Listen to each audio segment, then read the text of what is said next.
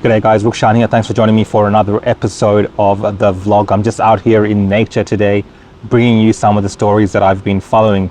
First up, we have the Davos Agenda for 2024.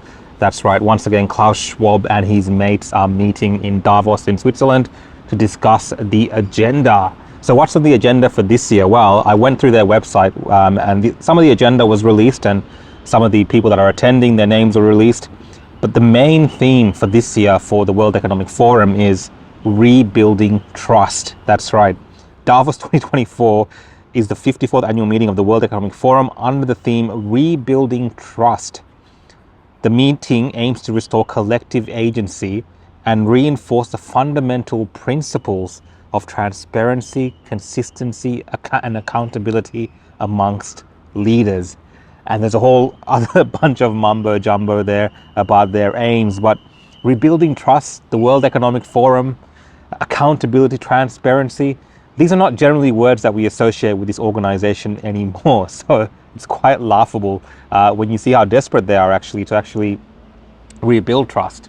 That means they've lost trust, maybe, perhaps, or they're talking about the general society, because one of the focuses they are going to be talking about this year is around conflicts. And right now we have multiple conflicts around the world, whether it's Russia, Ukraine, and most notably in the Middle East with this conflict in Israel over Hamas over Gaza, with Hamas and with Palestine.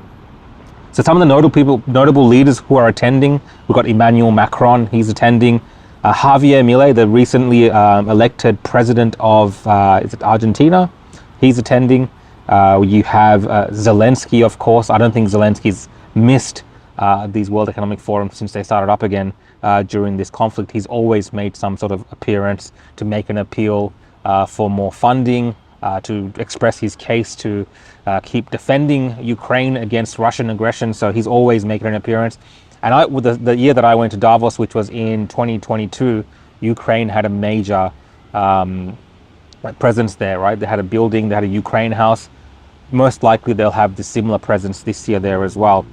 We have, lots of world leaders, at least 20 or 30 presidents and prime ministers who will be attending this year, with your usual slew of attendees from, the UN, the World Health Organization, and so on. So all these people will be in attendance as well. Now, if you go to the World Economic Forum website, you can get a bit of an idea about the agenda and what they have planned over next week. So this starts on Monday, I believe, and goes up until Friday. But one of the most interesting talks that they're going to be having is around preparing for disease X. That's right. Let me read this to you. With fresh warnings from the World Health Organization that an unknown disease X could result in 20 times more fatalities than the coronavirus pandemic, what novel efforts are needed to prepare healthcare systems for the multiple challenges ahead? That will be a very interesting one to tune into. And a lot of people there's a lot of interest around listening into what these guys are going to be talking about when it comes to disease X. Now, we know most notably and other conferences similar to the World Economic Forum and even the World Economic Forum, they've discussed these pandemics and so on prior to it happening, and people seem to raise their eyebrows when they see this. So of course, when we see a talk about disease X that's going to be 20 times more devastating than the coronavirus pandemic, people do pay attention these days to the things that these people are saying, especially considering we were told this was a 1 in 100 year pandemic, and now they're saying there's one that's coming, maybe that's 20 times as worse. Not even in 100 years, it seems. All right, that's the World Economic Forum agenda. I will be following that next week and bringing updates on that on this vlog. So tune in. If you haven't already, guys, subscribe, hit the like button, hit the notification bell if you're watching on YouTube, and keep in touch with my updates. The next story is one that a lot of people have actually asked me to cover, and this is in relation to these tunnels in New York City, right? These tunnels that were found under a Shabbat, in a synagogue in Queen Heights. And there's been lots of, conjecture, speculation, and rumors related to these tunnels. So to cut the story short, if you might already know this story, but basically the video went online on Twitter, especially, showing New York police attending this synagogue having an altercation with some of the attendees at the synagogue, some of the parishioners there, if that's how you term them. And yeah, they were filling in a tunnel with cement, and there were people crawling out of a sewer, I guess. They were taking out mattresses that were stained.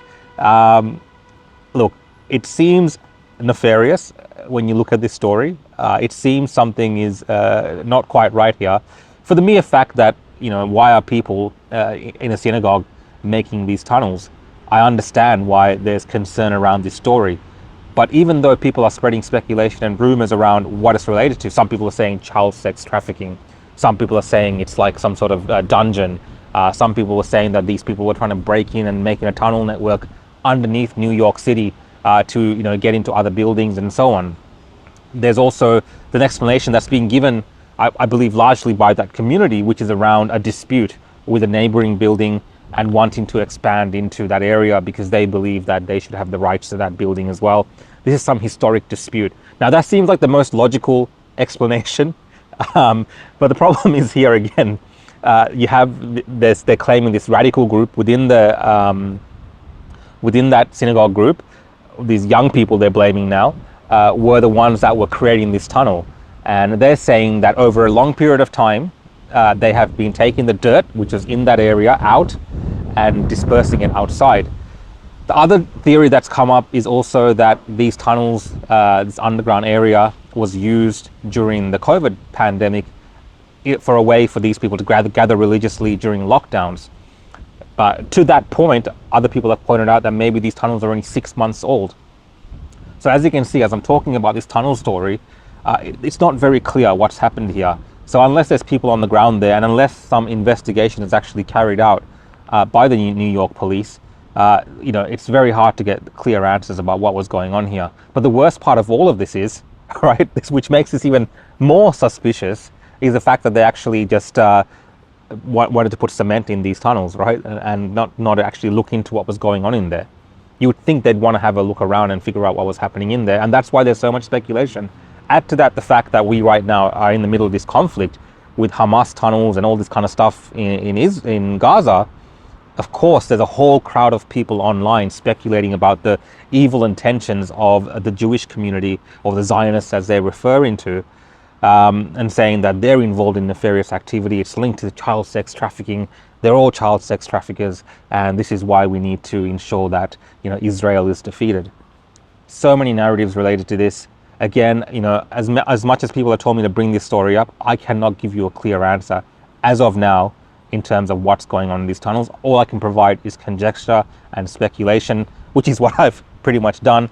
But let me know your thoughts about these tunnels. Let me know if you have any concrete evidence as to what was going within these tunnels. I understand the mattresses that were coming out, child-sized mattresses and prams and other children's related items that were coming out, and one of the mattresses was stained.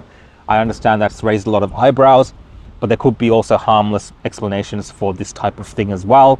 And for the people saying that you can't look into this, don't criticize this group, don't criticize these people, if these tunnels were found under any other type of religious group, any other type of building, the same concerns would most likely be raised.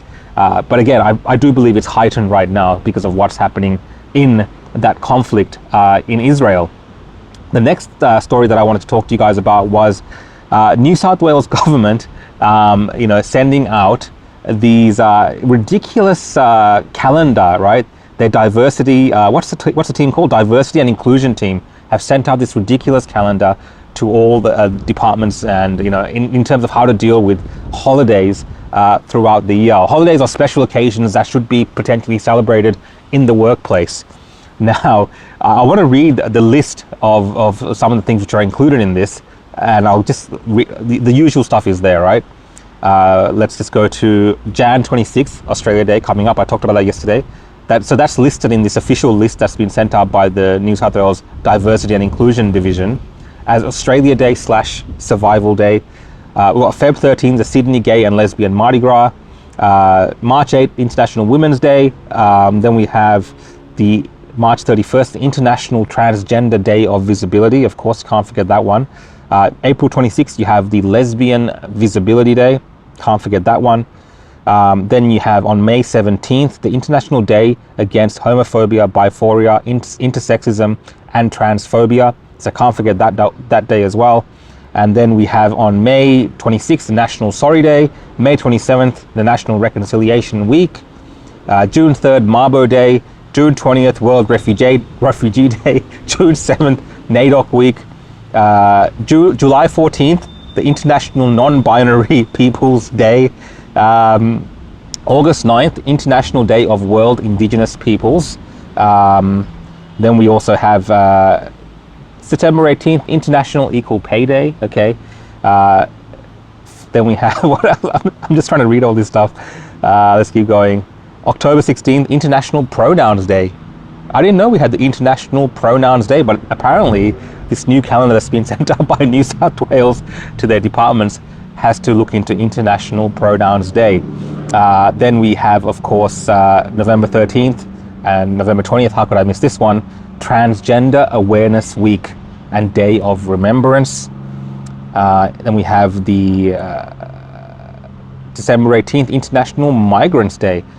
And look, there's a whole list of them on this. I think it's about, 30 or 40 different holidays or significant days that should be potentially celebrated in the government workplaces. What do you guys think of this list? Do you like me think that this is all just complete nonsense? The next one that I want to talk to you guys about is today or tomorrow, the ICJ genocide war crimes case brought by South Africa against Israel actually kicks off with a 2-day hearing. So there's a lot of chatter about this online. A lot of people are speculating that somehow this will lead to the cessation of hostilities in that area and also find Israel guilty of committing war crimes and committing genocide. I don't think it's that cut and dry. You're seeing international world even just turn on South Africa for bringing this case and actually saying that perhaps South Africa should spend some time at the International Criminal Justice Court because they themselves have crimes to answer for. A lot of people have brought up South Africa's history of their treatment of white farmers, which is very well documented, even though it's denied by many people. There is a very high percentage of white farmers who are being targeted in South Africa very openly. And amongst other things, we have a lot of corruption in South Africa and a lot of human rights abuses throughout the years. So, to think that this case is being bought by South Africa, a lot of people have raised questions around that. What do you guys think? Do you think something will transpire because of this case? Do you think there'll be justice, as people are saying? I don't think so. I think what we're going to have is Israel actually mounting a defense. They're going to show all the evidence that they have for the reasons that they launched this war against Hamas. And the other side is going to find it very difficult, despite all the atrocities and things that they may allege that Israel is perpetrating. It will be very difficult for them to argue that this is not conventional warfare and to establish this crime of war crimes or genocide based purely on statements made online by people. It has to reflect the actions and it has to be within the specifications of breaching international war crimes or international law. And I don't know if this South African team and whatever they've put together will be able to establish that. And I actually see Israel, dragging this on by the mere presence of defending themselves. Because last time this happened with Russia and Ukraine, and there was a charge brought against Russia in this court, Russia didn't even care. They didn't even turn up. They didn't even defend themselves. They just completely ignored it. Now, Israel is a signatory to all of these things, so they're showing up and they're putting the defense out there.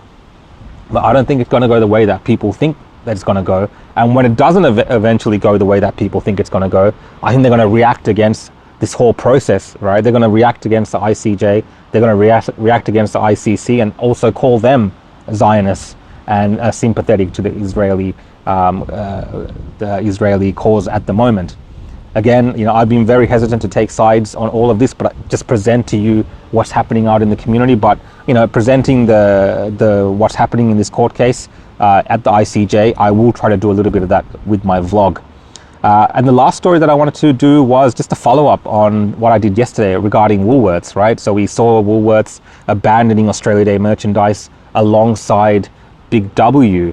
Now, what's happened since is today the opposition leader has come out, and this Peter Dutton has said that there should be a boycott of Woolworths in general for the disrespect that they're showing towards the Australian population by not giving them the choice if they want to celebrate Australia Day. Now, of course, we can celebrate regardless, and I talked about that in my video yesterday, but there is a bit of momentum now building up against Woolworths, and people are just calling them out for it.